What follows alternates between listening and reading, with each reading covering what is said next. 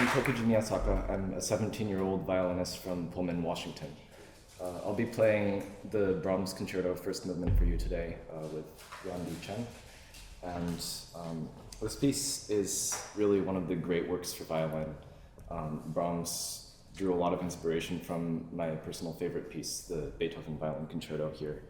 And really, these are two of the most monumental works in the repertoire. So I hope you enjoy. Thank you for being here.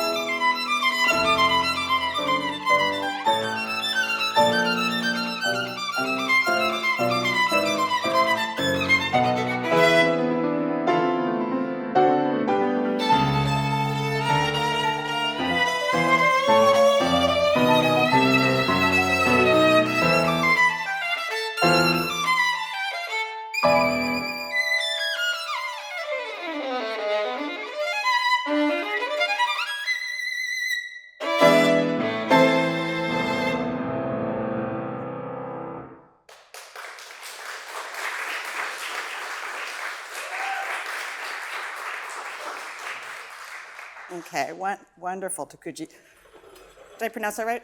Yes. So, it's a lot to talk about. How did that feel? Not too bad. Good, okay. Let's actually start. I want to work on the pacing and the whole opening, but I did want to start by talking about the intensity of Brahms in general and of this movement in particular, and the opening where the violin comes in, and then also coming out of the first theme when you have the first forte marked. Let's just look at that. And then also where you just ended, where it's marked forte. There are these moments where Brahms writes forte and where we want to play with intensity, right? But what I'd like to work with you on is that it's not as soon as you see forte that you give everything, because it immediately goes to, let's say we're going between 0 and 10, it immediately goes to 10 and stays there. And what we want to do is figure out how to have that intensity where the forte is marked, but to actually build as well, because it's always going somewhere, right? That forte is not the moment of peak intensity. So let's actually work backwards. So where you just ended at the end of the exposition, sorry, let me just get organized with the score. Where would you say, okay, so where's the forte marked? Let's start with that, the first forte mark. There are a couple of them. There's one right at the chorus. At 244, right? I'm just gonna grab my violin. Where are you ultimately building to? It's To the top note in 268. yeah, can you just play that quickly? Or show us what that is? Right, so, coming out of the beautiful second theme, the orchestra's dying away. And as soon as you got here, you were already pretty much at the intensity of where you just played, the arrival, right? So can we just go from there? So certainly we want that intensity maybe on that first entrance, but if you can think of having energy, articulation, but saving something for where you're going, okay? The other thing, okay, actually, just play a couple bars.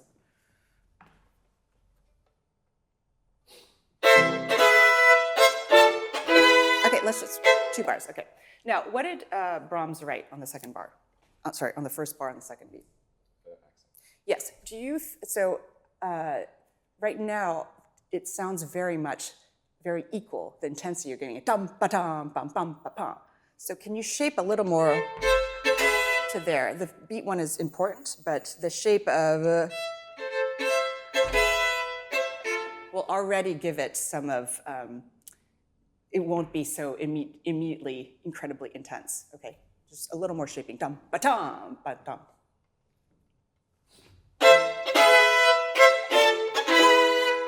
Yeah, and then keep going. Can you build here? Dum, ba-dum, ba-dum, ba-dum, ba-dum, ba-dum, ba-dum. Right, instead of dun, ta, dun, ta, dun, ta, dun, ta. Yeah, so if you can release a little more, can you play it a little slower? So it's not all of your down bows are equal. Right now, they're all quite equal.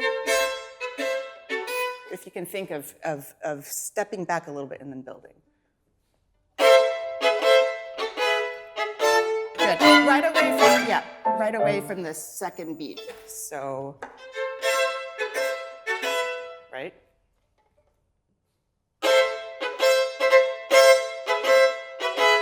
Yeah, even a little more.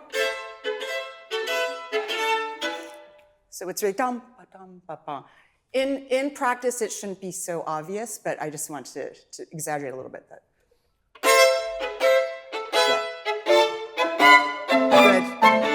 Now, keep going and don't give everything yet, because we still have a long ways to go.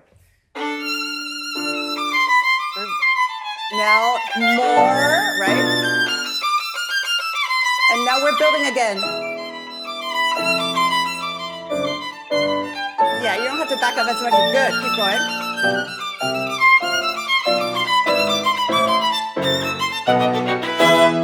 Good, keep going.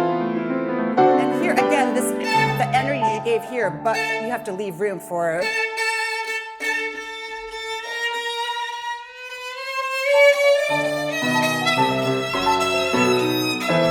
So this is not yet your peak intensity, right? This is, what would you call that from 0 to 10? You're like 8.5, right? And then 9, 10, and go to 11, okay? Can we go from here? So what I'm talking about, the building, it should not, when you back off, it shouldn't be obvious it's happening, but you should constantly be trying to shape until your arrival point, okay? Yeah, 1, 2, 3. All right.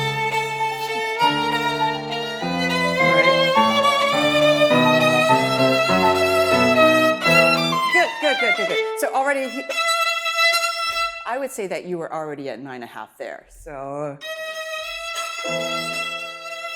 these should never be equal.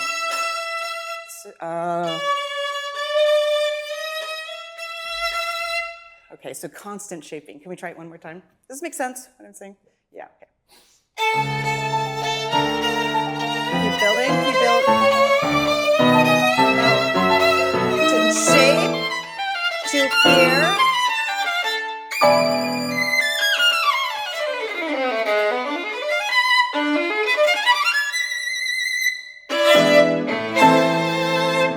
Good, so can we work on the other place that I mentioned, which is coming out of the second theme? So that's coming out of here. So there's a crescendo for 3 bars there, right? Into the, yeah. So can we back up a little bit?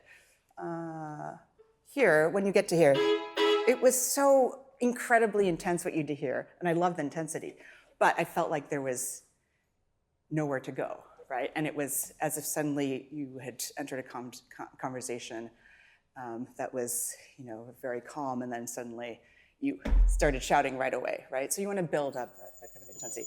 What's happening in the orchestra when you're playing? Right, so can you play this once, that line? Yeah, go ahead. Right, it's building. Exactly, okay, so let's go, so if you can really go along with the ascending line in the orchestra. Where's a good place for you to start? Maybe there, which is 158.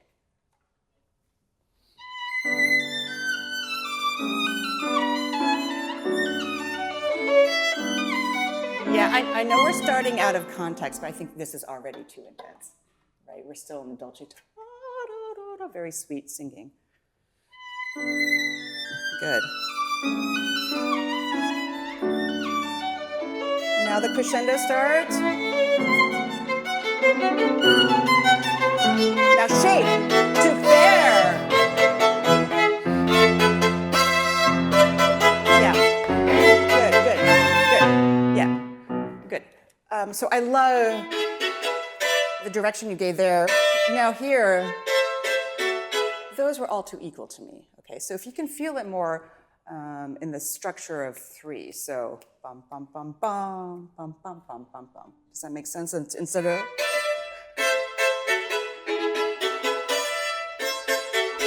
actually point out 3 more instead of being so strong on. So can you play with me once? And 1.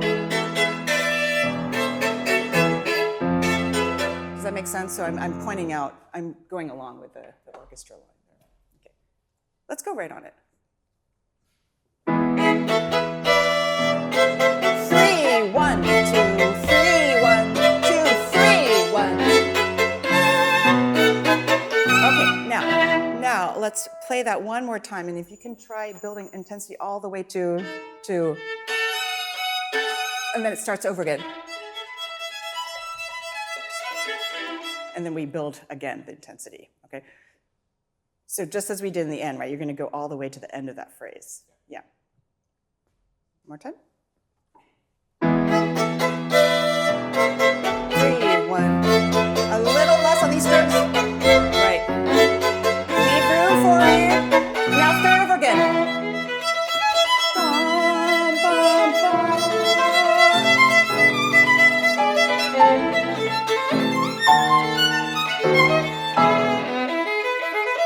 Yeah, and let me point out something. So you give the most to da, that high note, but actually the phrase keeps going.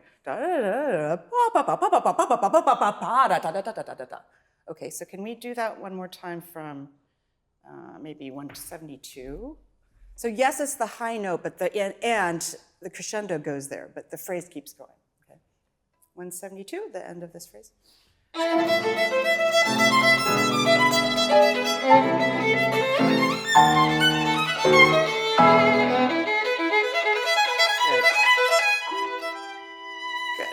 Okay, good.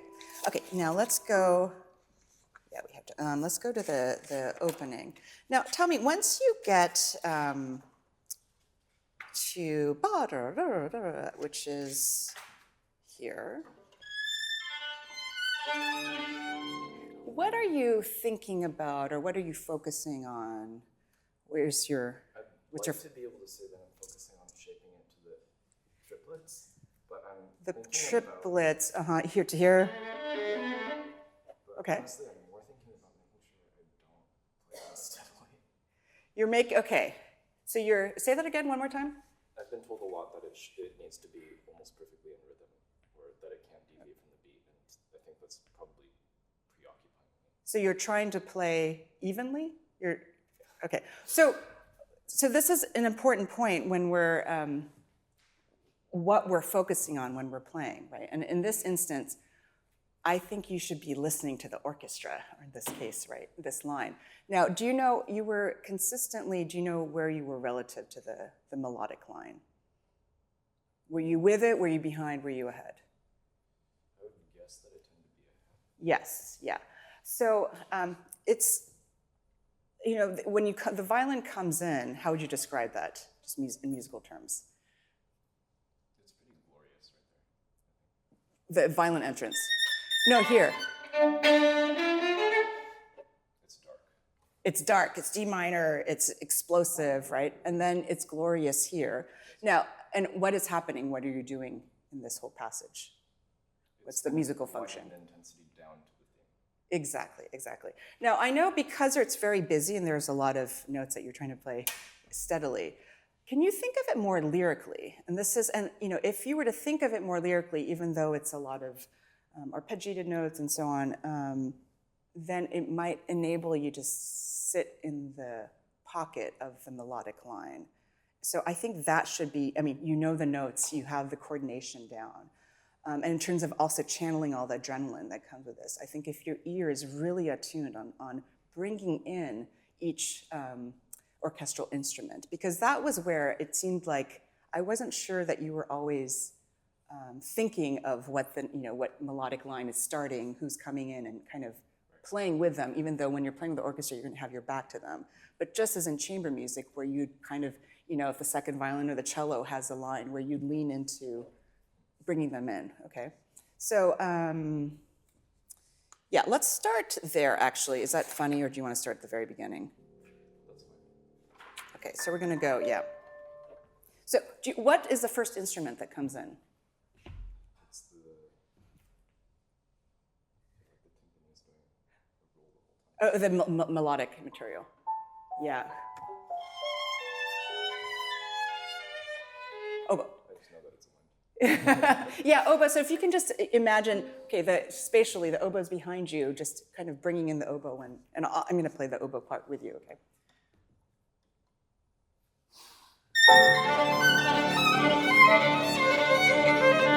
Yeah, and even here, so this is glorious. Are you thinking of it melodically? In other words, are you thinking?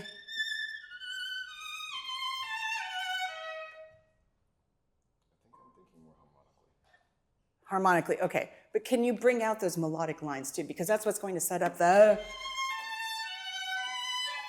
comes 2 bars right there, okay. So.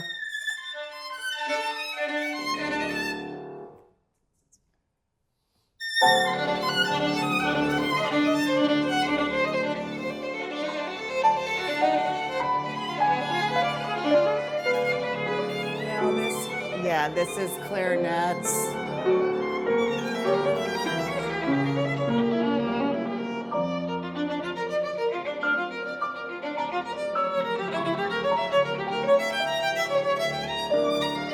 Yeah, I'm just going to stop you there and have you do it one more time. Does this feel any different?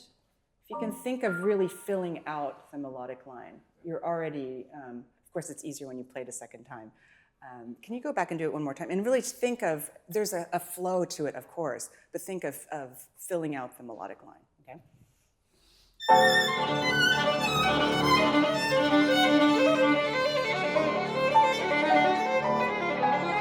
Play in the melodic line.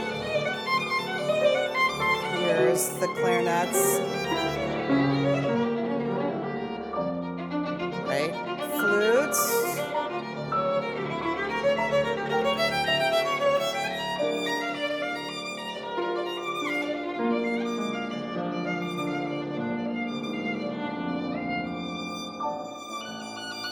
Good. Let's go right here. Yeah, it's the same thing here. I love the time you take here. Really try to play with him. Okay. He's the entire orchestra here, or the strings.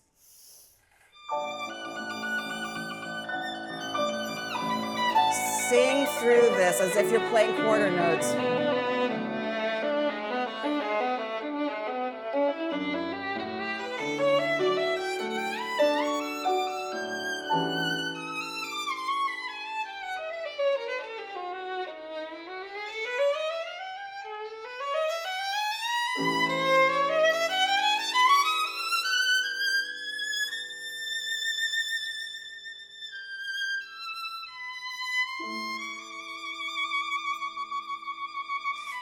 Now let me ask you about how you're preparing the theme that we're now unveiling, or you're unveiling for the first time. The audience is hearing it for the second time. It's very natural here to make a crescendo with ascending line. Can you try it once, keeping it within, not resisting the temptation to crescendo? But now, can you think about the sound? Sorry, it's very hard for me to talk and play at the same time. What sound do you want before you present the theme? And what's the sound that you want when you present the theme? Because I think that could be more relaxed once it gets to. Relaxed, okay, yes.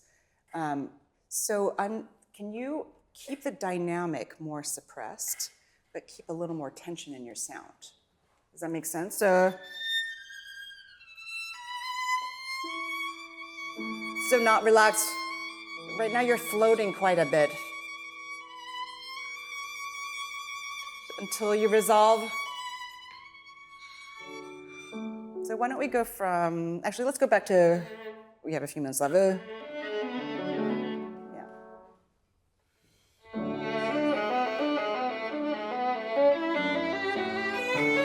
And a minor point here.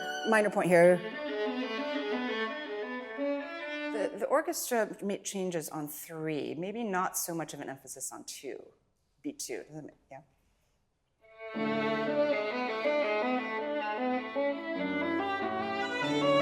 think that makes more sense.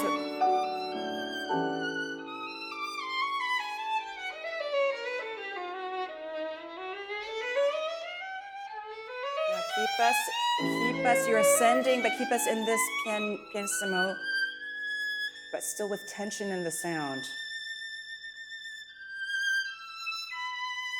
Let's go from here, right here, with this. Right, we don't want this sound to release too much with the down bow. Keep the line going over the bow change. Yeah, just great.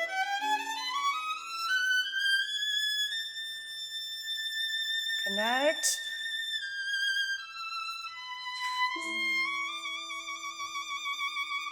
Don't release yet. Now you can release. Good. We're just going to go past this and keep going.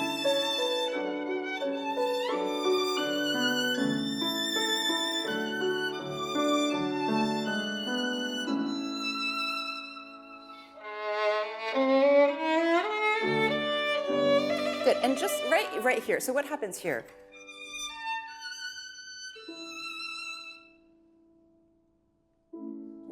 What happens there? Are we finishing the theme? How is this related?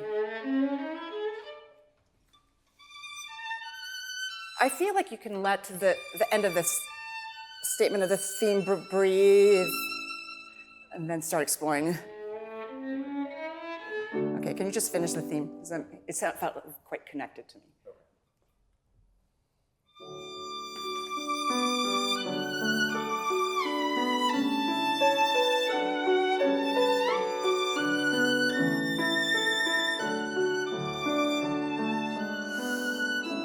Breathe here. Now we start exploring. Good.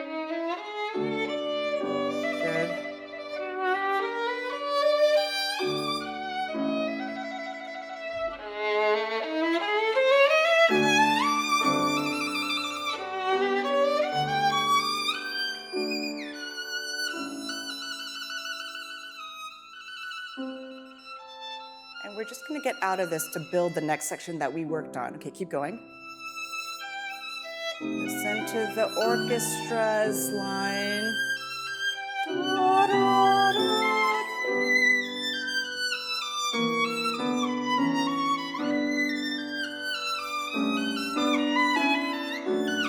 Now we have the crescendo.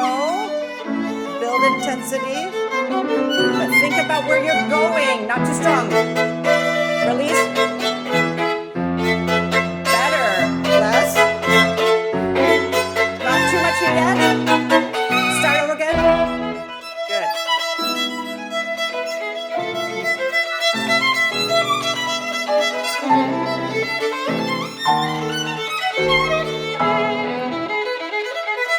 Good.